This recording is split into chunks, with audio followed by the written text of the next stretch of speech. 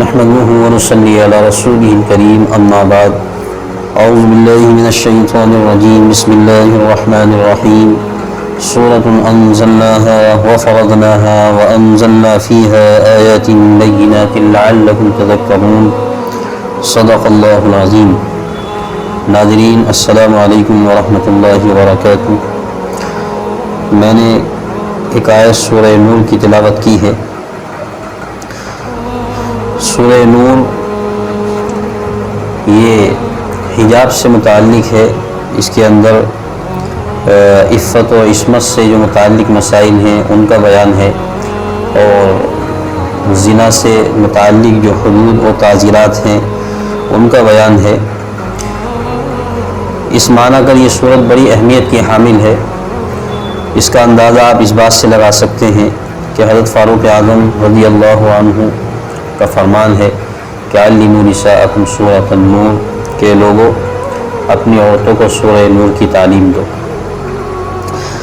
اس آیت میں اللہ تبارک و تعالی نے اس قانون کو نازل فرمایا ہے جو قانون دنیا میں امن و امان کا ضامن ہو سکتا ہے۔ دیکھیے، وہ قانون ہی نہیں جس قانون کی وجہ سے انسان کی جان محفوظ نہ ہو، عزت محفوظ نہ ہو، مال محفوظ نہ ہو۔ دنیا میں جو فساد ہوتے ہیں عام طور سے ان کی دو وجوہات ہوتی ہیں، یا تو مال کی وجہ سے فساد برپا ہوتا ہے، اور یا عورت کی وجہ سے فساد برپا ہوتا ہے۔ کسی نے کسی کا مال ہڑپ کر لیا یا کسی کی عزت پر ہاتھ ڈال دیا، تو اب مال کی حفاظت بھی آدمی اپنی جان سے زیادہ کرتا ہے، اور اسی طرح اپنی عزت کی حفاظت بھی وہ اپنی جان سے زیادہ کرتا ہے۔ تو کوئی ایسا قانون ہونا چاہیے تھا جو ان دونوں چیزوں کی حفاظت کا صحیح معنی میں ضامن ہو۔ آپ دیکھ رہے ہیں دنیا کے اندر کہ جب ریپسٹوں کو صحیح معنی میں سزا نہیں مل رہی تو ان کے حوصلے بلند ہیں، اور چوری ڈکیتی کرنے والوں کو جب صحیح معنی میں ان کو سزائیں نہیں دی جاتی ہیں تو ان کے حوصلے بلند ہوتے ہیں۔ اگر چوری کرنے والے کا ہاتھ کاٹ دیا جائے یا زنا کرنے والے کو قرآن کے مطابق اگر سزا دے دی جائے، جیسا کہ اگلی آیت میں یہی حکم آ رہا ہے، تو پھر کسی کی ہمت نہیں ہوگی۔ اور دوسری وجہ یہی ہے کہ دیکھیے، جب جس قوم کے اندر زنا عام ہوتا ہے تو وہاں بے حیائی بڑھتی ہے، اور وہاں کا جو خاندانی سسٹم ہوتا ہے، نظام، وہ تباہ و برباد ہو جاتا ہے۔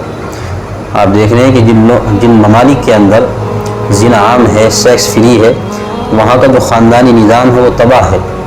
لوگوں کو یہ نہیں پتہ ہوتا بہت سو کو کہ اس کا والد کون ہے، اس کا باپ کون ہے، اس کی ماں کون ہے، اس لیے کہ اس کو پتہ ہوتا ہے کہ پتہ نہیں انہوں نے کتنے لوگوں سے تعلقات بنائے ہوں گے۔ تو جو ایک ہمدردی والا معاملہ ہوتا ہے والدین سے، وہ وہاں نہیں ہوتا ہے۔ خاص عمر کو جب پہنچتے ہیں تو وہ ان کو اولڈ ایج جو ہوم ہوتے ہیں، جن کو ہم آشرم کہتے ہیں، ان میں چھوڑاتے ہیں۔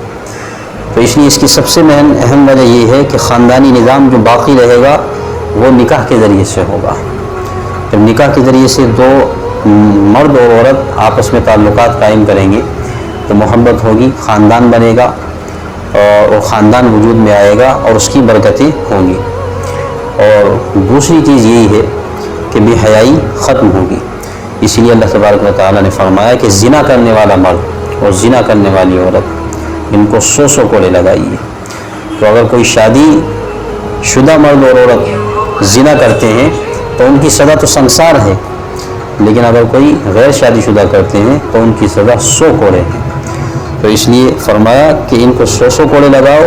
وَلَا تَأْخُذْكُمْ بِهِمَا رَأْفَةٌ فِي دِينِ اللَّهِ، اور یہ بات یاد رکھیے کہ اللہ کے دین کے معاملے میں ذرا بھی نرمی نہ ہونی چاہیے۔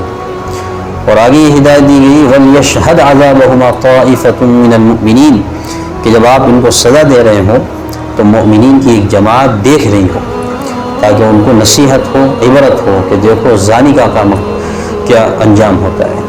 اسی طرح سے چور کا جب ہاتھ کاٹا جائے تو وہ بھی سرعام کاٹا جائے، تاکہ لوگوں کو یہ میسج جائے کہ چور کی سزا کیا ہے، تاکہ ان کو عبرت ہو، ان کے اندر ڈر ہو، ان کے اندر خوف ہو، اور وہ ان گناہوں سے باز رہیں۔